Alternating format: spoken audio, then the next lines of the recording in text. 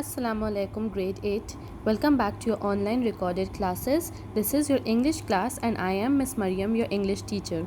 Before we begin, let me inform you that we have completed our English language syllabus for first checkpoint. The only topic that was left and the last topic was modal verb. I hope you have done the work and this is the last chapter for English literature. What you have to do is on page number 40 we will do unit 2 text number 3 the Lipizzaner's ballerinas. Okay, before we start this chapter, in this chapter as you open to page number 40 you will see that in the entire chapter there are dots and there are numbers. For example, you have number 1, number 2, number 3 and you have it till number 20. Okay, in these numbers you have to fill in prepositions. When you turn to page number 39, on page 39 there are prepositions here. In this, cut out these prepositions, don't use these prepositions. Outside, behind, against, across, out, over, towards, until. Okay, don't use these prepositions. आपने ये वाली नहीं use करने. बाकी सारे prepositions में से आपने एक एक करके नेक्स्ट चैप्टर में जो ब्लैंक है उसमें prepositions फिल इन करने हैं. एंड रिमेंबर, इनमें से 2 preposition ऐसे होंगे जिनको आप 2 दफ़ा यूज़ करेंगे. बाकी सारे preposition हर ब्लैंक में एक दफ़ा यूज़ होंगे. When you read the chapter, you will get an idea where to put which preposition. Okay. When we come to the chapter, use your pencils, write date on top. The Lipizzaner ballerinas. This is the chapter. नाम आपको difficult लग रहा होगा, लेकिन लिपिज़ानर्स क्या होते थे? लिपिज़ानर्स एक टाइप के हॉर्सेस हैं जो बेसिकली वाइट ब्रीड होती है हॉर्सेस की. वक्त के साथ साथ इनका स्किन टोन वाइट हो जाता है. ओके, ये डार्क कलर के होते हैं बट वक्त के साथ साथ इनका स्किन टोन बहुत लाइट कलर का हो जाता है. तो एक फ़ाइन ब्रीड है, एक बहुत अच्छी ब्रीड होती है ये हॉर्सेस की. तो उनके बारे में हमारा ये चैप्टर है आज का. Okay, they are very special kind of horses. Okay, ये कहाँ पे ब्रेड किए जाते हैं, कहाँ पे इनको ब्रीड करा जाता है, बेसिकली कहाँ पे मिलते हैं? ओके, इन लिपिका. लिपिका कहाँ है? लिपिका एक विलेज है, एक गांव है. किधर? प्रेजेंट डे स्लोवेनिया का आपने नाम सुना होगा. उधर एक लाइमस्टोन रॉक्स का रीजन है, एक प्लेटो है बेसिकली. कार्स्ट कहलाता है वो, karst, as you can see the word here.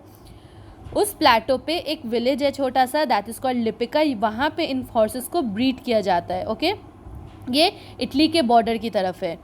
यहाँ पे एक फार्म है, एक स्टड फार्म है. स्टड फार्म किसे कहते हैं? वो वाला फार्म जहाँ पे एक स्पेशल ब्रीड हॉर्सेस की ब्रीड करी जाती है, वहाँ पे उन हॉर्सेस को पाला जाता है. तो एक स्टड फार्म है, दैट वाज फाउंड बाय, किसने ढूंढा था वो stud farm? By Charles archduke of Vienna. Vienna के जो ड्यूक थे, ओके, जो बड़ी पोस्ट के ड्यूक थे, चार्ल्स नाम था उनका. उन्होंने 1580 में ये वाला फार्म स्टार्टअप करा था और ये अरब और बर्बर से हॉर्सेस लाए थे. Okay, Berber is basically African horses. So Arab and African Lipizzaner horses यहाँ पे लाके इनको ब्रीड करा गया था. और कहाँ से लाया गया था इन हॉर्सेस को? ये स्पेन में हुआ करते थे ये वाले हॉर्सेस. तो स्पेन से ये वाले हॉर्सेस आर्च ड्यूक जो है वो अपने स्टड फार्म में लाए थे लिपिका में. ओके, और नियरली 4 centuries अगो ये वाले जो हॉर्स जो थे इनको ब्रीड करा जाता था और इन्हें डांस सिखाया जाता था. इन्हें डांस भी आता था जो पूरी दुनिया में फेमस था. Okay, see the image of this horse ना. जो प्लेटू है कार्स्ट का, जहाँ पे विलेज है Lipika, okay, it is very situated in a Rocky area. तो इस दौरान इस जगह पे क्योंकि रॉकी एरिया है तो इस वजह से जो ये हॉर्सेस होते हैं ये basically they know how to pick the feet. इन्हें अपने पैर उठा के चलना आता है. Okay, they walk in a special way, बहुत अच्छे तरीके से. एक अलग मैनर होती है इनकी वॉकिंग की. The word gait means manner of walking. तो ये बहुत तरीके से चलते हैं. दे अपना पैर जो है, अपना हुफ जो है काफ़ी हाई उठा के रखते हैं एक एक कदम. ओके, इन्हें इसी तरह ट्रेन करा जाता है. स्टैलियन का मतलब हॉर्सेस होता है. इन हॉर्सेस को इसी तरह ट्रेन करा जाता है. और इनकी इस ट्रेनिंग की वजह से जब ये हॉर्सेस बेसिकली वॉर में जाते थे, वॉर में सोल्जर्स के साथ जाते थे, तो इनकी एनिमी के ऊपर एक बहुत अच्छी कमांड आ जाती थी. ये ना अपनी बॉडी को इस तरह से रेस करते थे एनिमी सोल्जर की हाइट से ऊपर, अपने पैर उठा के उसको क्रॉस करके रखते थे. तो हैरान हो जाता था सोल्जर, ओके, उनके हुफ देख के. उसके बाद ये अपने हुफ से, दैट इज़ अपने पैरों से, उस सोल्जर को कुचल देते थे. Used to hit the soldier and put him to death. Okay. तो इनकी अलग एक फेमस मूवमेंट थी, you know, they knew how to kick in the air, they knew how to jump from behind the enemy, so they had a special movement, they knew how to move specially, okay. जब ये अपनी height दिखाते थे, जब ये अपने आगे के फीट उठा के एनिमी को दिखाते थे, तो बेसिकली एनिमी या तो जंग का मैदान छोड़ के भाग जाता था या एनिमी इनके पैरों तले मारा जाता था, ओके। ओके, इस चैप्टर में फिर कहा गया है कि जो लिपिजाना हॉर्सेज है they are found in various countries across the world, okay.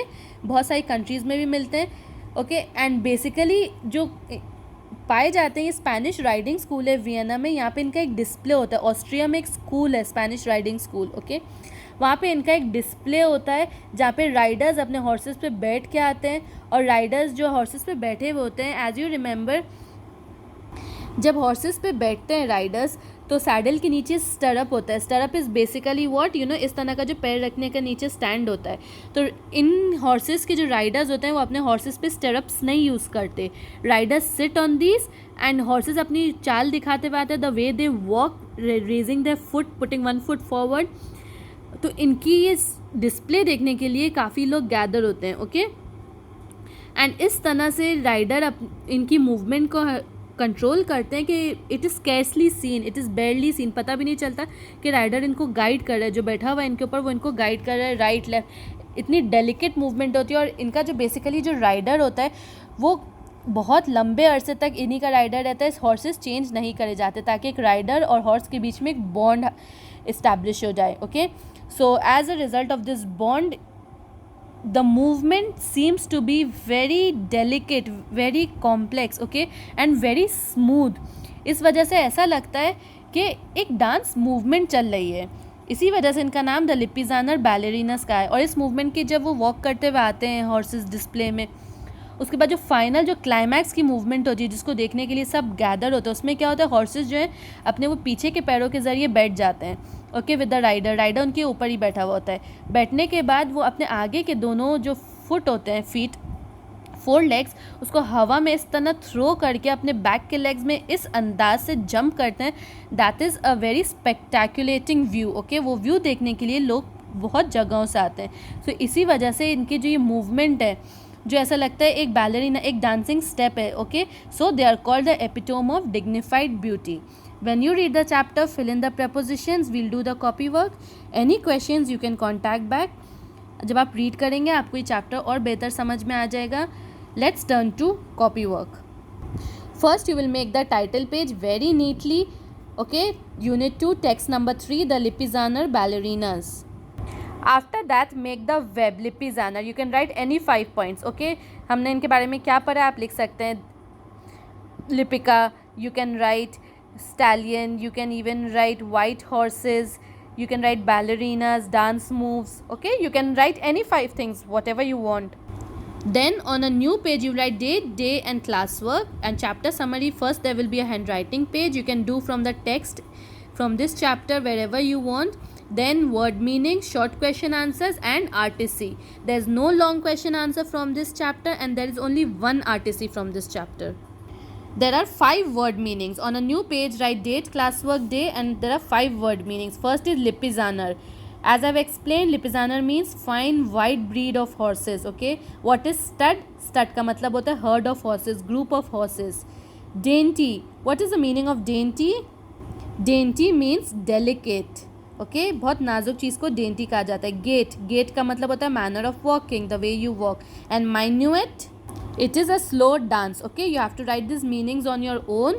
After that, turn to a new page, write date, classwork and day. Question answers. First question is what are Lipizaner? Lipizaner किसे कहते हैं? You have to explain. Where are they bred? ये कहाँ पे पाले जाते हैं? You have to explain.